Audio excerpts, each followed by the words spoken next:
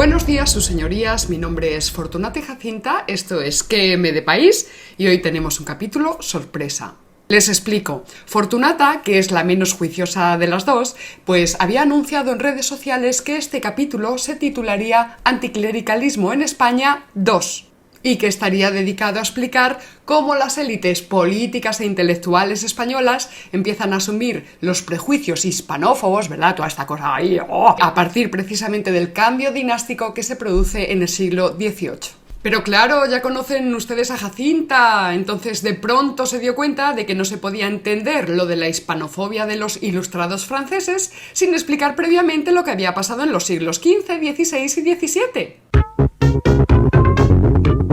Total, que el otro día, mientras desayunábamos café con galletas, decidimos dedicar este capítulo a presentar un esquema general de la problemática de la leyenda negra, desde su origen en la Italia del siglo XV hasta la aparición de Lutero y el protestantismo. Bueno, ya saben ustedes que Jacinta es muy ordenadita, entonces antes de entrar en harina me ha pedido por favor que le deje hacer unas aclaraciones. La primera es recordar que si a la Jacinta le interesa tanto la historia es porque hoy día la historia de España se instrumentaliza con fines ideológicos y políticos. Si esto no fuera así, la Fortunata estaría hablándoles ahora mismo de arte o de otras mandangas, ¿verdad? En lugar de cosas que sucedieron hace 500 años. Salimos de Barletta. Fuimos a Ceriñola. Era el abril más caluroso que yo he visto. Podríamos resumir algunos de los tópicos que acompañan la vida política de la España actual con esta especie de exabrupto suicida que seguro que a todos ustedes les suena.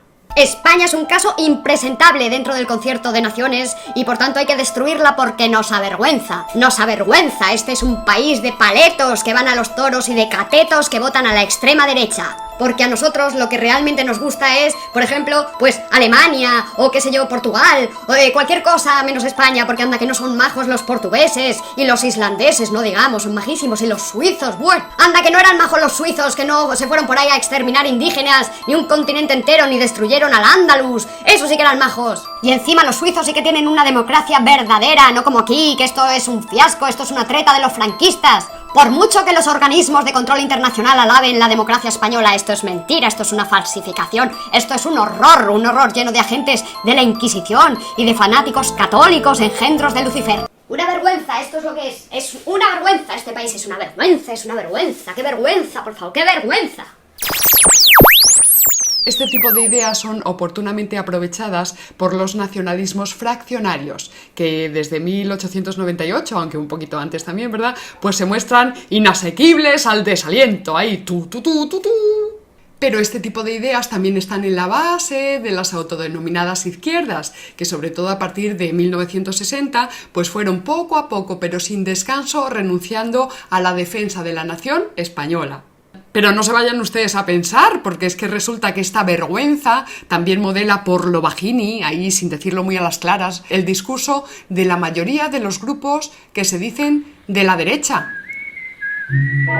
Como diría Gloria Fuertes, ¡ay madre del amor hermoso! ¡Qué prejuicios tan horrorosos! De estos pecadillos se libran pocos o muy pocos. Pero los que no se libran seguro son esta pandilla de intelectuales pusilánimes que adornan nuestra historia. Profesores de universidad y de instituto, y luego hay pues gentes dedicadas al mundo del arte y al mundo del cine, y periodistas y escritores y historiadores. ¡Buh! Para entender por qué el prestigio de estos intelectuales es proporcional a su antiespañolidad, pues tenemos que entender lo que pasó en el siglo XVIII. Pero claro, es que hoy estamos en el siglo XV y en el XVI, pero no está mal, porque así nos vamos poniendo un poquito en aviso sobre lo que luego va a pasar con los ilustrados franceses ahí con sus pelucones en el siglo XVIII.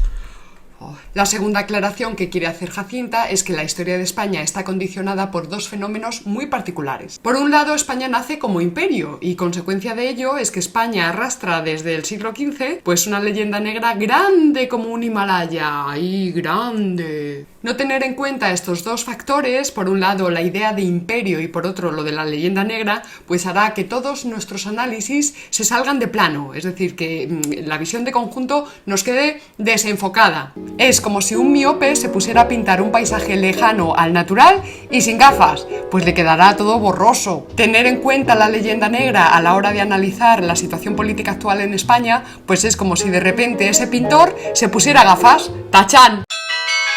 Tercera aclaración, que en realidad son 4. Primera, a toda acción imperial le corresponde una propaganda enemiga. Segunda, esta propaganda enemiga siempre es enunciada por las élites intelectuales de esos territorios que quedan bajo la sombra de ese poder imperial. 3. El pueblo llano casi nunca se opone a este poder imperial. Y cuarto, como estas potencias imperiales imposibilitan pues, que haya una oposición militar, política o, qué sé yo, por ejemplo, comercial, pues casi siempre se opta por machacar el prestigio.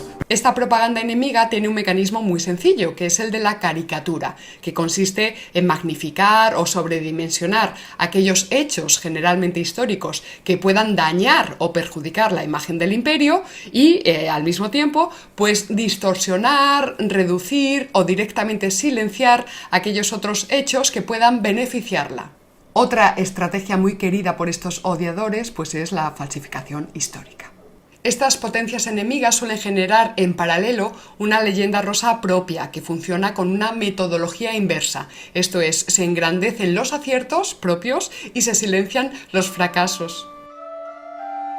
La Inglaterra de Isabel I generó el mito de la destrucción de la Armada Invencible de Felipe II, siendo ella misma, quiero decir la propia Inglaterra, la que construyó el relato de la catástrofe naval y la que le puso nombre.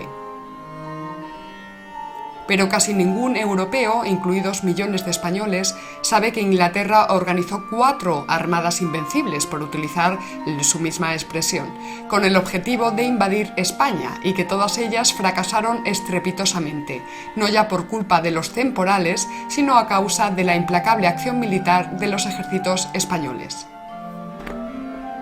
Estas derrotas, prudentemente silenciadas en los libros de texto de casi todos los países del mundo, supusieron la ruina casi completa de Inglaterra.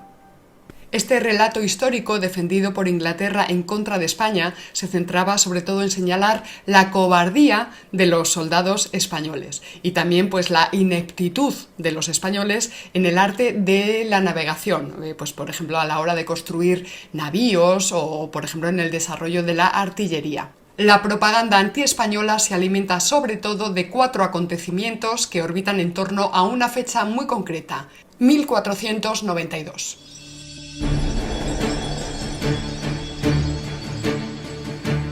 En 1492 tiene lugar la toma del reino de Granada por los reyes católicos. Este hecho generará el tópico del fanático católico, destruyendo la civilizada, brillantísima y supertolerante Al-Ándalus.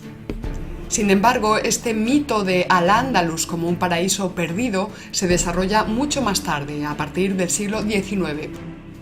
En 1492 tiene lugar, por supuesto, el descubrimiento de América, que es el que genera pues, el supermito del exterminio y la explotación de los indígenas y de todo un continente, ¿verdad? Y que es el mito negro legendario que más activo se encuentra hoy día. Y también ocurre la expulsión de los judíos, acontecimiento reinterpretado como una muestra del exacerbado antisemitismo español y muy vinculado con otro de los grandes temazos de la leyenda negra, la Inquisición. Ambos son mitos desarrollados también con posterioridad, por cierto, casi todos ellos fruto de la Ilustración francesa. Aclarados estos puntos, ya tenemos a Jacinta más contenta que unas Pascuas y ahora ya sí podemos emprender pues, el estudio de los orígenes de la leyenda negra, siempre va a ser pues, de una forma esquemática. Recordemos que la expansión de la corona de Aragón se hizo hacia el Mediterráneo, poniendo bajo su dominio al reino de Nápoles y posibilitando, entre otras cosas, la presencia de los Borgia en Italia.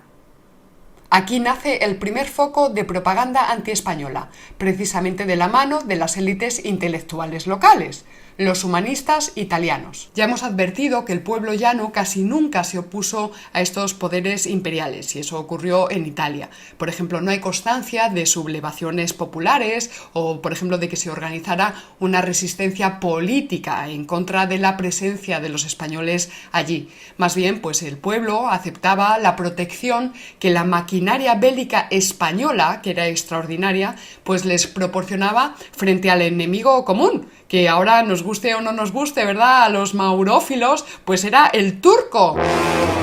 Bien, entonces, ¿cuáles eran los contenidos de esta propaganda antiespañola? Y algunos pensarán, bueno, pues viniendo de los humanistas italianos, pues seguramente que fueran argumentos bien justificados y bien razonados. Pues verán, a los humanistas italianos les parecía que los españoles éramos unos sucios porque teníamos la sangre contaminada, porque con siglos de convivencia con los judíos y con los moros, pues se habían contaminado tanto nuestra sangre como nuestras costumbres. Entonces, por un lado había un prejuicio racial, por la sangre impura, y luego por otro lado había un prejuicio moral, porque esa contaminación de las costumbres nos hacía malos cristianos.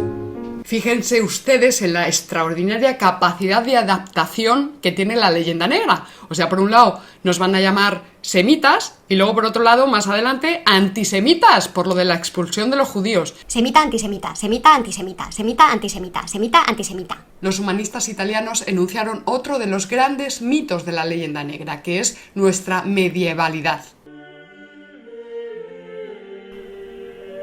Es decir, nosotros habíamos degradado nuestra herencia romana al asimilar en nuestros territorios y en nuestra cultura a los bárbaros, incultos y brutos godos, que eran de origen germánico.